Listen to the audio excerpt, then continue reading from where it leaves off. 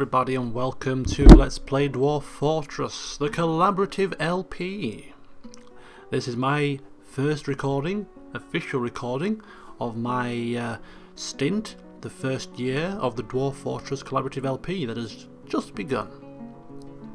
Now, just a word of warning, those of you that are itching for me to dive in and start commencing the gameplay might be a little bit disappointed, because this session is just going to be a scene setter. There's going to be no gameplay. It's going to be shorter than a usual session I do, but I'm just going to take the opportunity to delve in to a little bit of the game's storytelling abilities here and showcase how, with a bit of extra time and effort, you can really enhance your Dwarf Fortress experience by engrossing yourself in some of the history that you can read upon, and also by taking the time to visualize these dwarves that you have got control of, or indirect control of, and a bit about who they are, so that you can become attached to them, and it gives it a bit of extra meaning. Then, if one of them ends up dropping dead, you get a bit more empathy and sympathy with them.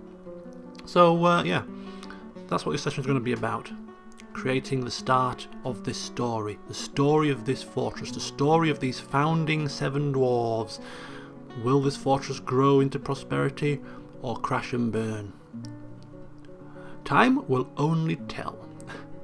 So, first of all, if you use a Legends mode, there's 3 game modes. There's Adventure mode, Fortress mode, which is what we're on at the moment, and then there's Legends mode. You can have a look at all the history of the world. Battles, sieges, special artifacts, special hero characters, mega beasts. You can look it all up. And what Das has kindly done is he's taken the time to look at the specific history of the area where we are, which gives us an extra bit of flavour to where we've embarked, and it also can outline what we might expect to come across on our travels. I say travels, as time progresses. So thanks to Das for doing this. I hope you don't mind me using your work and efforts in incorporating that into the start of this LP.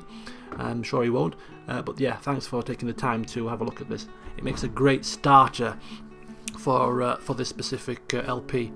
So the area where we've embarked has its own history, like any other area in the world. And this particular region where we are has been haunted in the past by a night creature, aka werewolf or vampire, and this was called Lozu Graveskull the Sable Shade. Quite a menacing sounding character. He was killed 9 years ago by a dwarven hero, just before, obviously 9 years before we've just embarked, and although he was killed, before he was killed, he was a menace to the region, and he turned a large number of both elves and dwarves into fellow night creatures. Most of those have been killed, but there are still a number of them haunting the surrounding mountains and jungle. So, can we perhaps expect to see some vampires and werewolves, or some strange mysterious night creatures spilling out into the local area? It's a possibility. Also in the jungles around us is a whole goblin civilization called the Nightmare of Dreaming. Their lawgiver is a 400-year-old goblin hero called Anso Weremuted, who marched through our lands 90 years ago to raid the dwarfish halls of Pantidsteel in the battle called the Siege of Axes. The dwarven defence was led by Shem Daggerdrive, who unfortunately lost his life in the battle, but the dwarven civilization did manage to hold off the goblin attack. During that particular battle, a dwarvish archer hero called Mistrum Paddlescarlet found himself in combat with this Asno Weremuted, and he was riding a giant bat at the time. Mistrum killed many goblins and managed to wound Asno during the battle, but eventually the giant bat closed the distance and ended up killing Mistrum. But by that time the goblins were retreating back. And although 9 years previous Mistrum had battled this evil night creature Lozu Graveskull and managed to barely escape with his life, coming up against this Asno Weremuted flying on a giant bat proved to be his undoing.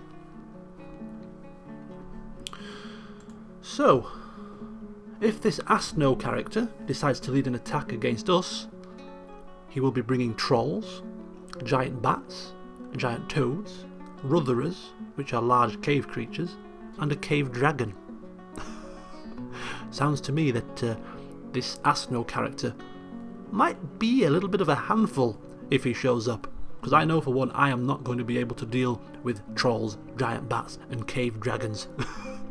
So let's hope he stays away and doesn't come venturing forth hearing of a new dwarven fortress fresh for the taking.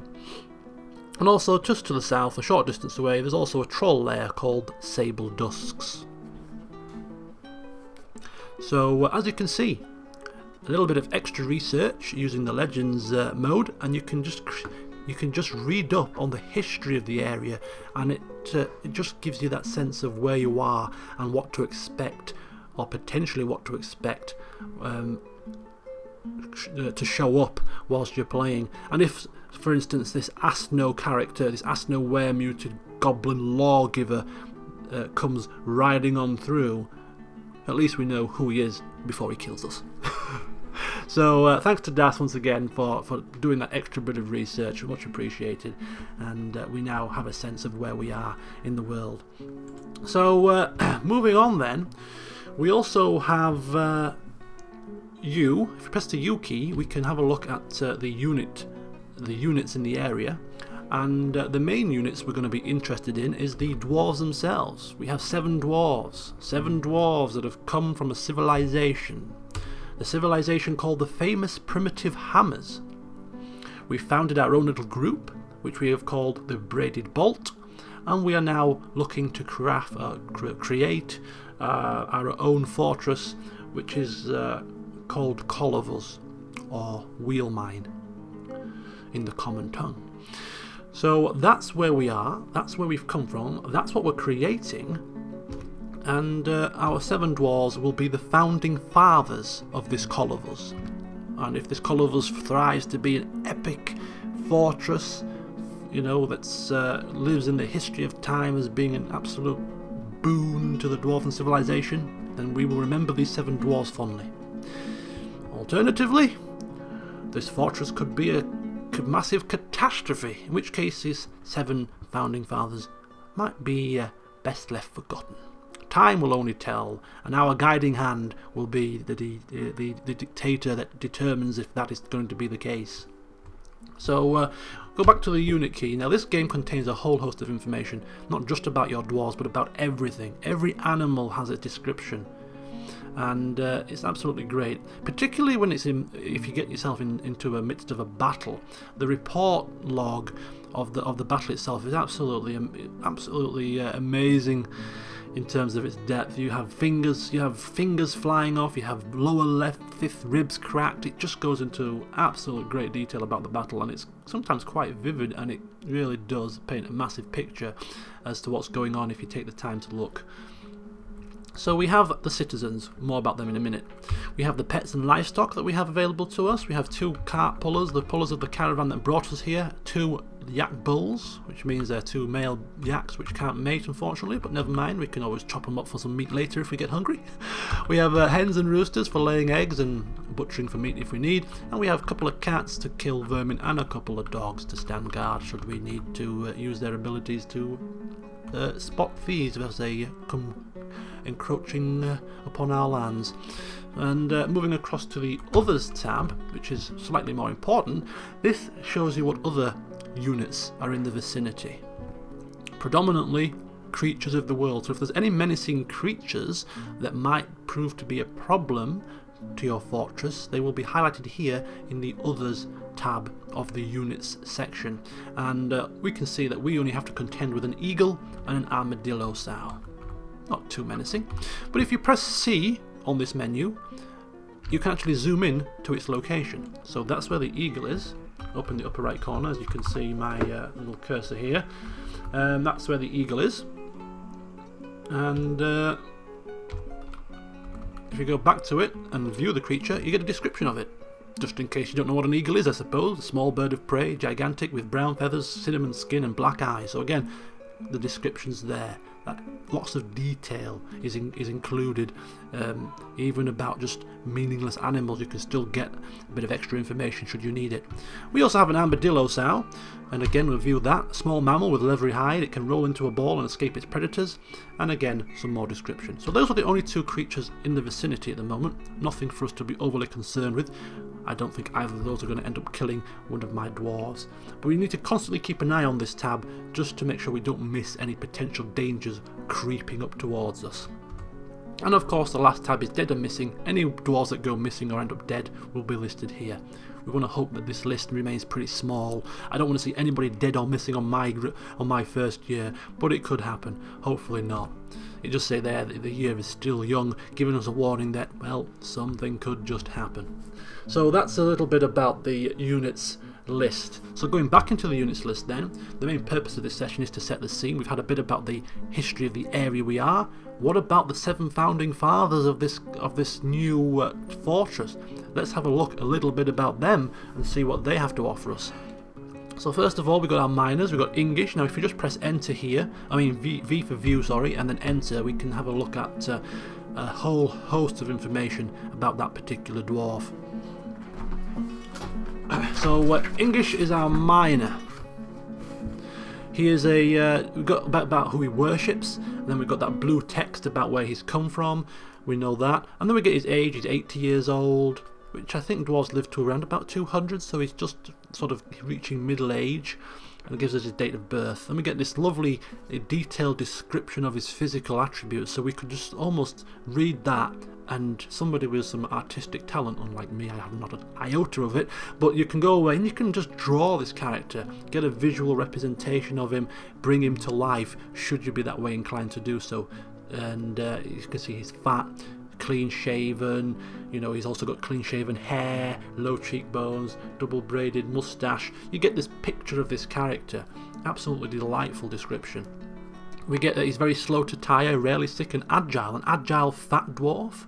That's new to me, but yeah, he's a miner, he's slow to tire. That means he's going to be good at his job. He's going to be a tireless worker, chopping away, picking away at the rocks that we allocate to him. So he's going to be a good miner, I think. Get a bit about his likes and dislikes, all his various things that he likes, some rock, whatever he likes to drink and eat, and he absolutely detests hamsters for some bizarre reason. Anyway, great musical sense, very good creativity and good willpower, and we get some negative traits there. He's got poor empathy, shortage of patience and poor memory.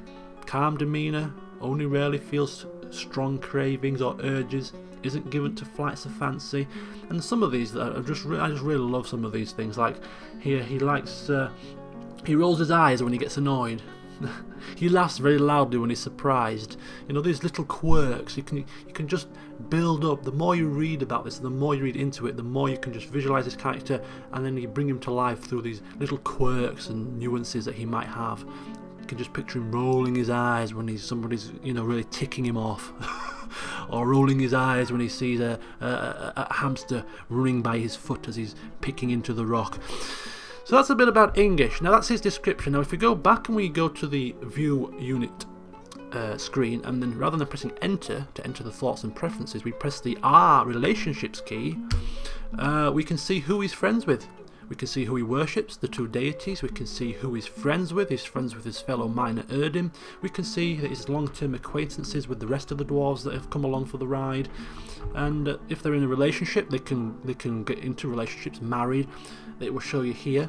If they're at loggerheads, if they don't like another dwarf, if they're enemies with another dwarf, it will tell you here. So relationships will form, relationships will break up, and it all plays out before your very eyes. So that's Erdim, and that's English rather. If we move down to Erdim and we go to view creature, again we press enter to enter the thoughts or preferences section, we get to see Erdim. So he's 74, a little bit younger. Again, another short and fat, another fat dwarf. He's short and fat. And broad nose, long sideburns which are braided, medium length moustache which is in a double braid, medium length beard in a double braid, and his hair is also double braid. So he's got double braids all over. Will be quite an interesting dwarf to draw, I imagine. And he's got broad head. And again, another slow to tire, but he's slow to heal and susceptible to disease.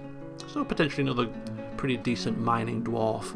Again, good intuition, poor empathy, and the list goes on. And again, we get some of these nuances, these quirks, that he would, he's a profound understanding of his own feelings. He would rather intimidate others than compromise with them, so a bit of a bully boy tactic kind of dwarf, try and get his own way. So that's a bit about Erdim. And we go back and we go into the relationships. We can see that he's friends with the expedition leader Tirist, friends with the farmer Alaf, and also friends with his fellow miner Ingish. Long-term acquaintances with the others. And we just go on through the rest of them. So Reg, who is the woodworker, female woodworker. She is 85, she's scrawny, her hair is clean shaven, she's got broad but short ears, silver eyes that are slightly protruding, and her peach skin is wrinkled. You could just absolutely picture this dwarf. Look at, her physical traits are hardly endearing. Wrinkled skin, she's scrawny, bald, with sticky, short, sort of broad ears with protruding eyes. Not really a looker, bless her heart. But she's also quick to tire, weak, and very flimsy. Now for a woodcutter who's going to be chopping down a whole host of trees to start with, somebody quick to tire isn't maybe the most ideal of people, so expect her to be taking long extended breaks when she feels like she's done too much work. And calm demeanour, quick to anger. Calm but quick to anger. She avoids crowds, or tends to avoid crowds. And the list goes on. So if we go to the Archie, we can see that she's actually friends with Tirist and acquaintances with the rest. Uzol, the stone worker. She is 83, short, very skinny dwarf for a change. 2 skinnies and 2 fats at the moment. Skinny females and fat males. Her hair is clean shaven, broad ears, very short, peach skins, lips a bit thin, again slightly protruding eyes. Another good looker here. But she's quick to heal, but she's clumsy.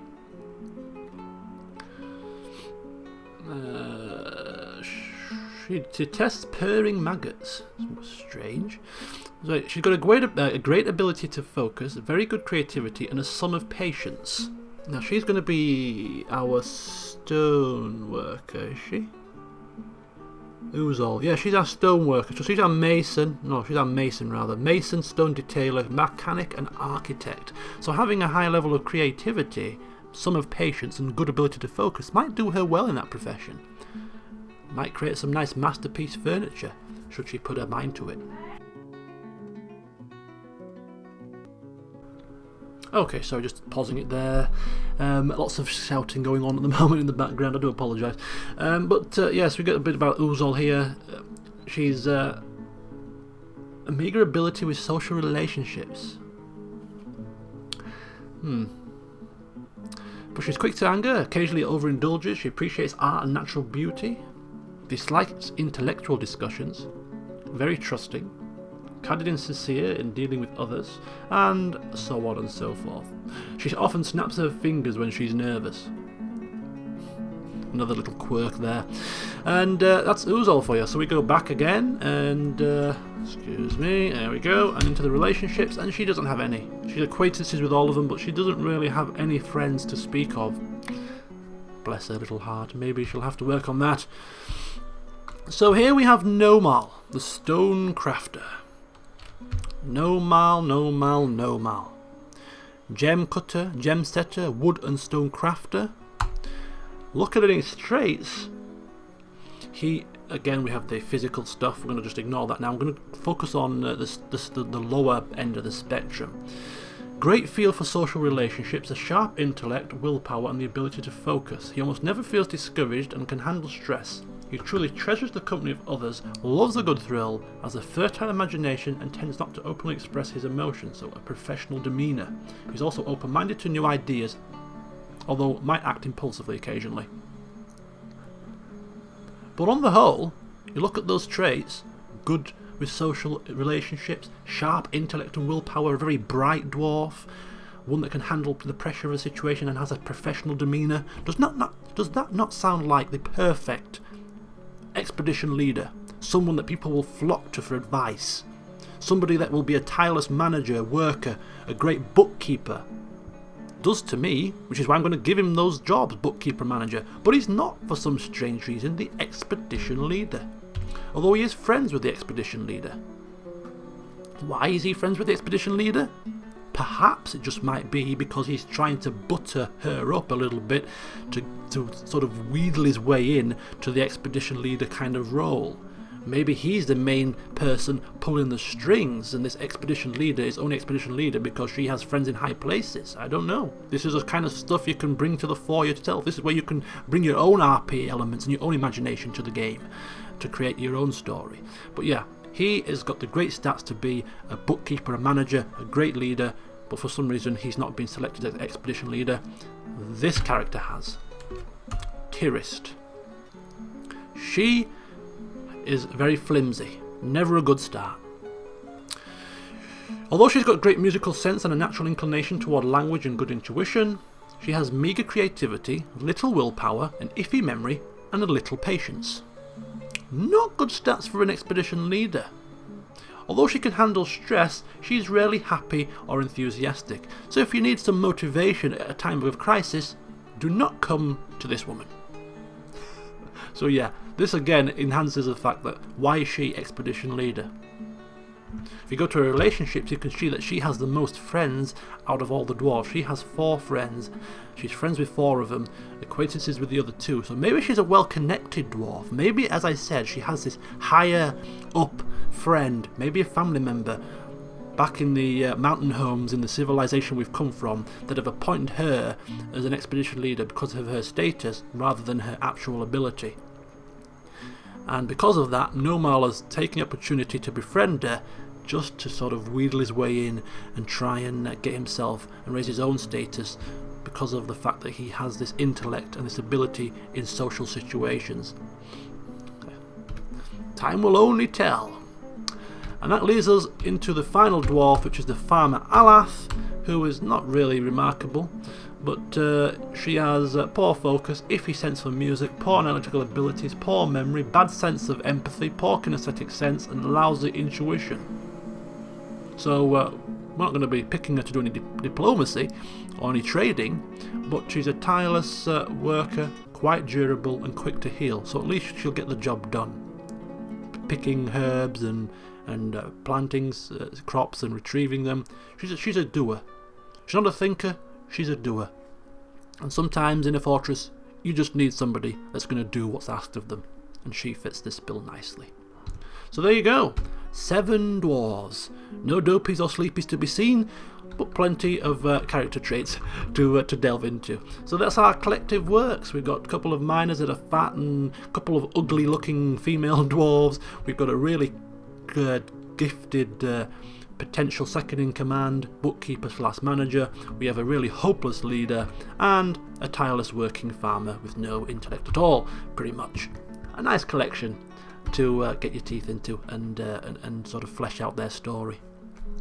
So to finish off finally, we have the area where we have embarked. Now what I'm going to do is we'll just have another quick look at this before we finish off. You can see that we are next to a river. There's some standing pools of water, potentially lakes, and if you look at these down arrows that you're seeing here, that indicates that it's a downward slope. So we are effectively on the top of a hill. Not quite a mountain, but a hill. So that's the top of the hill. The downward slopes, if we hit shift and the period key, we move down a level. This is the bottom, or this is rather the second layer of the slope. So this is just below where we are. And if you look at this is the soil wall just behind the hill, so we can tunnel into that. And then if we go down another level, this is the bottom layer of the hill. So this is the very bottom of the hill with some more pools of water. So we're on the top of this hill, and here is our armadillo friend. And as you can see on the map, there's tons of these icons which are trees and some shrubs as well, but there's tons of trees. We're in a heavily forested area, so getting wood is not going to be a problem, unless of course any sort of beasts start roaming about that we need to be careful of. It doesn't appear to be the case. So I've already picked out my starting location where I want to tunnel into to start the fortress. If you go down to the second layer, just underneath where we've embarked, you can see here there is a 3x3 little area here in the corner. If we smooth out these ramps and then mine into here, we can start our fortress in this sort of general area. And if we tunnel down, there's nothing apparently underneath us to get in our way, so we can mine into here, carve out the 3x3 tunnel, and then just explore within the earth to see what awaits us. So what I'm going to do now, that is the end of this introductory session. The next session will be on Friday, where I will start to LP the game proper and start the gameplay. I will upload the game save, linking it into the description, so if you want to import the game save into your own version of Dwarf Fortress and have a look around and use that to give me more detailed feedback and advice, bearing in mind that I'm new to the game, so you can give me as much advice as you think I need to start my fortress off, and let me know what you think of my embark location, my location for tunneling into, etc. What I don't want to see is, I don't want to see the game save used for spoilers. So I don't need to play out for like 2 weeks or 2 months or whatever and start giving me tips about what happened in your game, or this came flying through, or this happened, because that's going to spoil it. But anything that happens, you know, any tips you can give me about the current situation is fine, but don't start trying to use it to spoil the game and predict what's going to happen. If that starts happening, we'll stop uploading the game save to the to the LP, which will be a shame for those that want to use it properly. So upload the game save if you want to make some more detailed advice and give some more detailed feedback. And one last thing, there are 7 dwarves.